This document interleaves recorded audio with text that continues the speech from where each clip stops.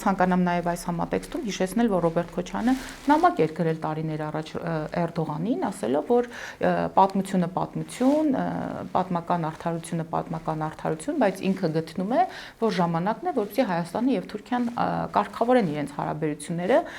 ասեմ, որ սա նա նաև տեսնում էր սահմանի բացման համատեքստում, որովհետև չի կարող ակվարիումի դերում հայտնված պետությունը, որը ցավոք այսօր Հայաստանի Հանրապետության մասին է, որտեղ 70-ից 80% սահմանները փակ են, չի կարող խոսել զարգացման մասին։ Տեսեք, եթե մենք փակ սահմաններով այսքան փորձում ենք եւ ելի ունենք տնտեսական զարգացումներ, ապա ինչ լայն հնարավորությունների մասին կլինի խոսքը, եթե մենք կարողանանք իսկապես մեր արտաքին քաղաքականության ուղերձների, մեր արտաքին քաղաքականության վերանայումների շրջանակներում կարողանանք հասնել այս ամենակարևորին։ Ներդրումային միջավայրից խոսեց Ռոբերտ Քոչյանը, ասելով, որ պետության զարգացման եւ տնտեսության զարգացման հիմնական եւ կարևոր բաղադրիչներից մեկը ներդրումային միջավայր